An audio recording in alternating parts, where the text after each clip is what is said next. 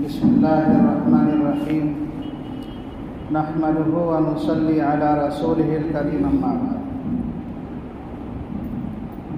أعوذ بالله من الشيطان الرجيم بسم الله الرحمن الرحيم يا أيها الذين آمنوا اتقوا الله وقولوا قولا سديدا۔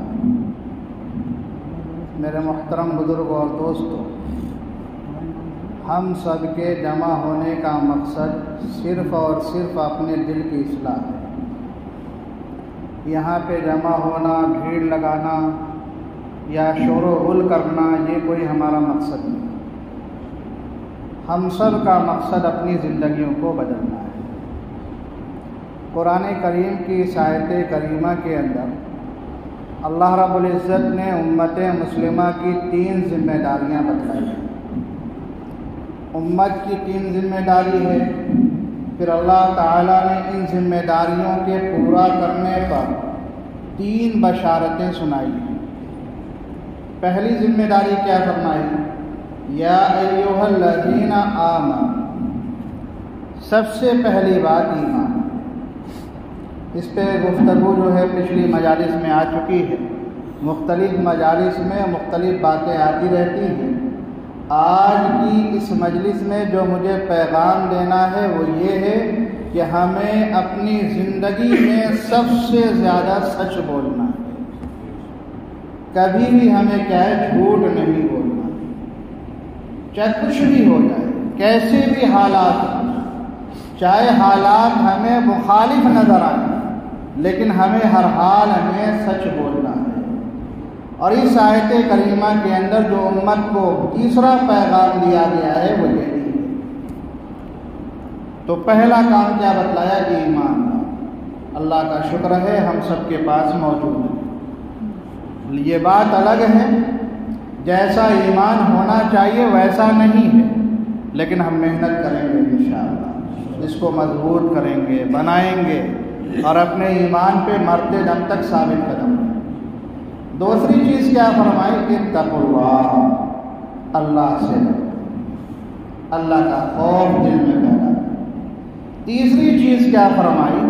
قولوا قولا سدیدا، بولو تو سچا بولو، جھوٹ نہ بولو۔ یہ 3 ذمہ داریاں اللہ نے اس آیت کریمہ کے اندر امت کو دی۔ جب امت یہ 3 ذمہ داری ادا کرے گی، ہمیشہ اپنی زندگی میں سچ بولے گی، تو فرمایا اللہ رب العزت 3 کیا ہے ان کو بشارتیں سناتی۔ پہلی بشارت کیا ہے؟ یصلح لکم اعمال، کہ اللہ تمہارے اعمال کو درست کرے۔ آپ اندازہ لگائیے اپنے اعمال کو بنانے کے لیے کتنے دور دراز کا لوگ سفر کرتے تھے۔ کبھی کیا ہے، آدمی 4 مہینے کے لیے اللہ کی راہ میں نکلتا ہے، کبھی بندہ مدرسوں میں 8 برس کیا گزارتا ہے، کبھی خانقاہوں میں 1 مہینہ گزارتے ہیں۔ کیوں گزارتے ہیں؟ اپنے اعمال کو بنانا۔ قرآن کہتا ہے 3 کام پورے کرو، اللہ تمہارے اعمال کو درست کر دے۔ تو ہمیں کیا کرنا ہے؟ سچ بولنا، بولیں گے انشاءاللہ، کیسے بھی حالات ہوں، جھوٹ کبھی نہیں بولیں۔ تو اللہ کی پہلی بشارت کیا ہے کہ اللہ تمہارے بگڑے ہوئے اعمال کو صحیح کر دے گا، بگڑے ہوئے دلوں کو بنا دے گا، تمہاری بگڑی ہوئی نظروں کو اللہ بنا دے گا، تمہارے بگڑے ہوئے ہاتھ کو، بگڑے ہوئے قدم کو اللہ درست کر دے گا، تمہارے بگڑی ہوئی نمازوں کو اللہ صحیح کر دے گا، تمہارے بگڑے ہوئے روزوں کو، بگڑے ہوئے کیا ذکر کو اللہ درست کر دے گا۔ پھر وہ مزہ آئے گا ہم اور آپ تصور نہیں کر سکتے۔ جب اللہ ہی ہمارے اعمال کو، ہماری عبادتوں کو، ہمارے معاملات کو، ہماری عبادات کو جب پیارے اللہ ہی درست کر دیں تو مسلمانوں اندازہ لگاؤ اس میں کیا لذت ملتی۔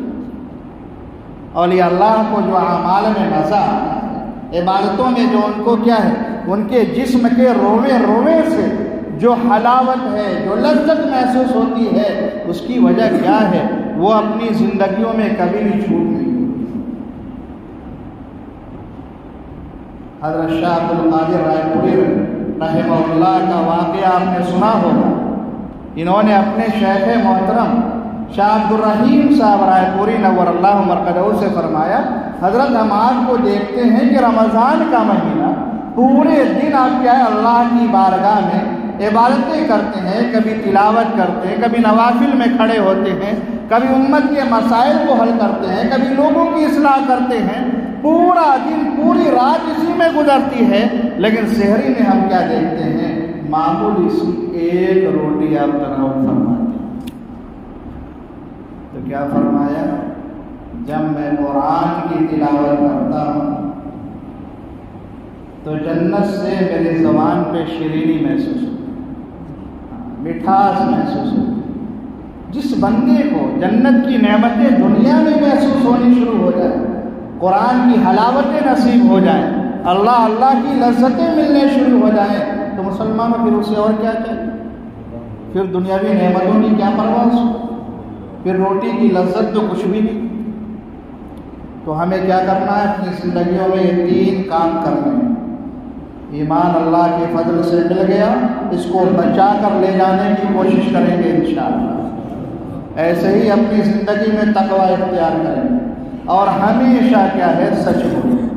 تو پہلی بشارت کیا فرمائی، اللہ تمہارے اعمال کو درست کر دے۔ دوسری بشارت کیا ہے، اللہ تمہارے گناہوں کو معاف کر دے، مغفرت کا اعلان، اللہ تمہارے اگلے پچھلے سارے گناہوں کو معاف کر دے، لیکن شرط یہ ہے کہ آپ کیا ہے، اپنی زندگی میں سچ بولنے کی کوشش کریں۔ اور تیسری کیا بات کیا ہے، فقد فاز فوزا عظیما، کہ آخرت کے اندر اللہ رب العزت بڑی کامیابی سے عطا کرے۔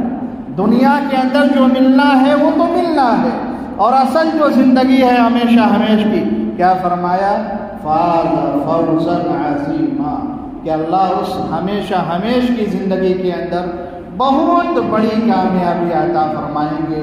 اللہ اپنا دیدار بھی کرائیں گے، جنت میں داخلہ بھی ہوگا، جہنم سے حفاظت بھی ہوگی، اور ہمیشہ ہمیش کی نعمتوں سے اللہ تعالی ہمیں مستفیض فرمائیں گے، اور حوض کوثر پر لاڈلے پیغمبر جناب محمد الرسول اللہ صلی اللہ علیہ وسلم کے مبارک اور نورانی ہاتھوں سے ہمیں جام کوثر بھی نصیب ہوگا۔ اللہ تعالی وہ بابرکت ساعتیں، وہ بابرکت گھڑیاں ہم سب کو عطا فرمائے۔ آج کیا ہے، ایک بات میں بتا دوں، آدمی جھوٹ بولتا کیوں؟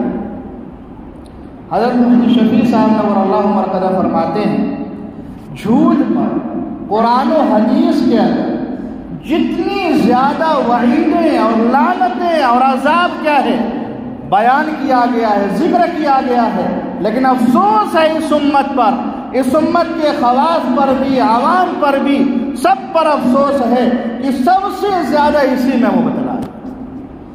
کتنے جھوٹ تو ایسے ہیں کہ ہم بول دیتے ہیں، حرام کام کر لیتے ہیں اور ہمیں پتہ بھی نہیں چلتا، جس کو کہتے ہیں گناہ بے لذت۔ آپ نے دیکھا ہوگا، ایک مثال سے سمجھاتا ہوں، امام غزالی رحمہ اللہ نے ایک بہت اچھی مثال دی ہے کہ آپ نے اکثر عورتوں کو دیکھا ہوگا گھروں میں، بلکہ باپ کو بھی دیکھا ہوگا، بچے کہیں کھیل رہا ہے، کود رہا ہے، تو اس کو بلانے کے لیے کہتے بیٹے آ جاؤ، میں تمہیں دے رہا ہوں، ٹافی دے رہا ہوں۔ باپ کہتا ہے ٹافی، کبھی ماں اپنے کیا لباس کو اوپر کر کے تاکہ بچے کو لگے اس میں کچھ ہے، ماں کہتی میں تمہارے لیے کچھ لائی ہوں۔ امام غزالی رحمہ اللہ فرماتی ہے جھوٹ ہے۔ کیا ہے؟ جھوٹ۔ آپ تو بچے کو خوش کرنے کے لیے کہتے ہیں، اور آپ نے جھوٹ بول بھی لیا، حرام کام کر بھی لیا، آپ کے دل پر سیاہ نقطہ لگ بھی گیا، لیکن ہمیں پتہ بھی نہیں۔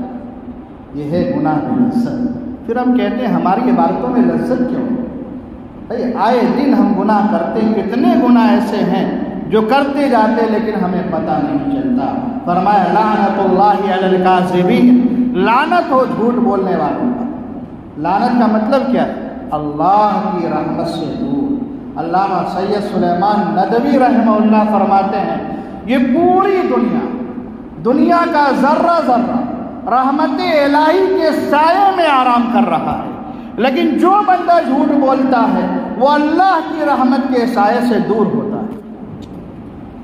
دنیا کا ذرہ ذرہ، درخت ہو، انسان ہو، جانور ہو، دریائی مچھلیاں ہو، یہ پوری دنیا کا ذرہ ذرہ، ریت سے لے کر آسمان کے ستارے تک، سب اللہ کی رحمت کے سائے میں آرام کر رہے ہیں، لیکن جھوٹ بولنے والا اتنا منحوس ہے، اللہ کی نگاہ میں اتنا بدنصیب ہے کہ اللہ تعالیٰ اس کو اپنی رحمت سے دور۔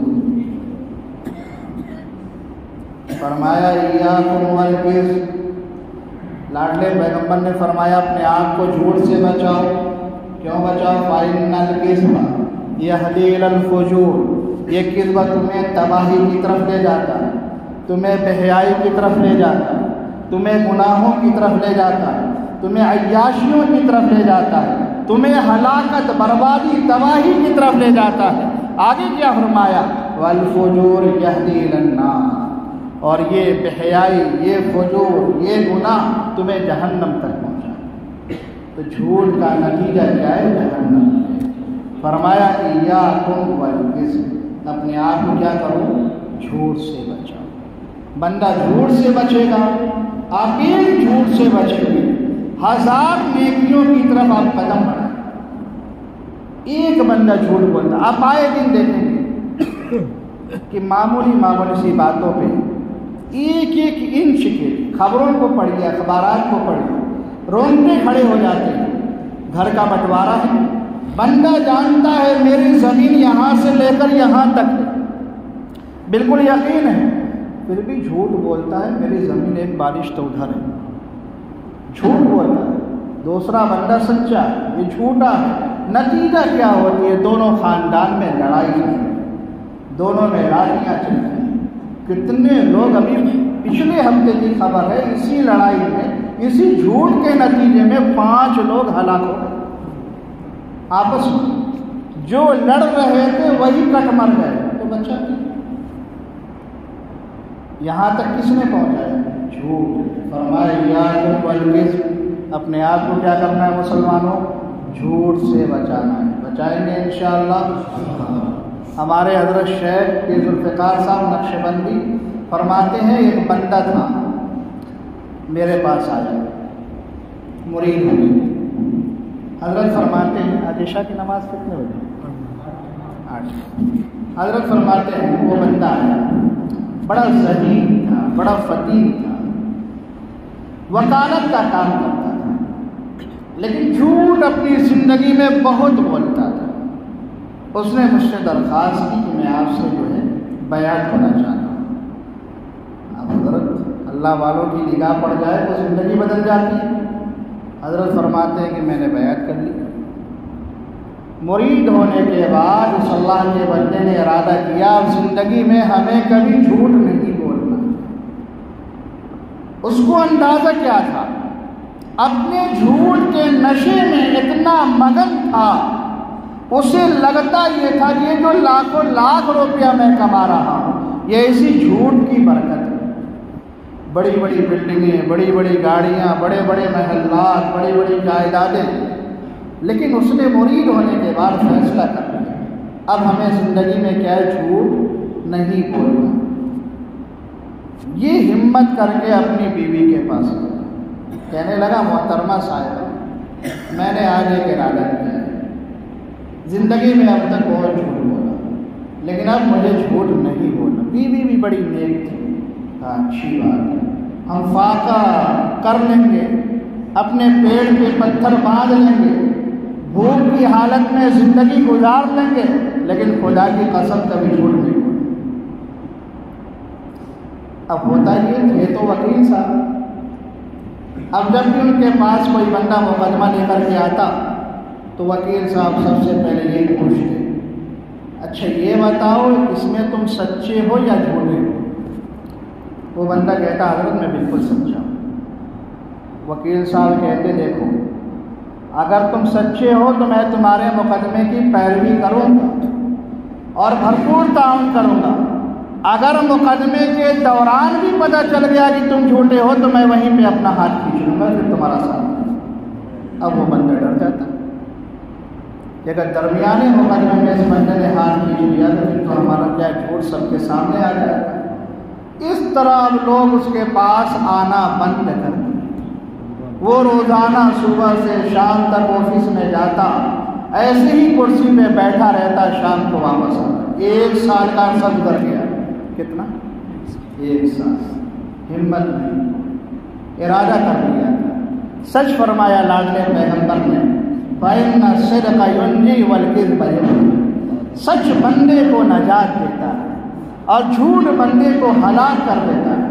اس بندے کا ایمان حضرت کی ایک نظر پڑنے سے ایسا مضبوط ہو چکا تھا، وہ کہتا تھا کچھ بھی ہو جائے، کوئی آنے والا میرے پاس مقدمہ لے کر آئے نہ آئے، لیکن میں کبھی جھوٹ نہیں ہوں، پیروی کروں گا تو سچی۔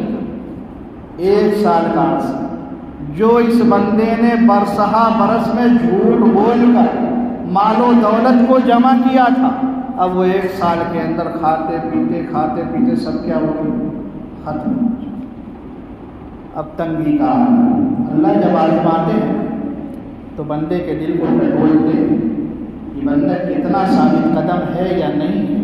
ہوتا کیا ہے، ہم 2 دن اعمال پہ لگیں گے اور اللہ کی مدد کا انتظار کریں گے، نہیں، فرمایا قُلْ آمَنْتُ بِاللَّهِ ثُمَّ اسْتَقِمْ، اعمال پہ لگو، جمے رہو، اللہ کی مدد ضرور آئے گی۔ اللہ کا وعدہ ہے وَالَّذِينَ جَاهَدُوا فِينَا لَنَهْدِيَنَّهُمْ سُبُلَنَا، اللہ کی راہ میں لگے رہو گے، محنت کرتے رہو گے، جمے رہو گے، اللہ کہتے ہیں میں مدد کروں گا،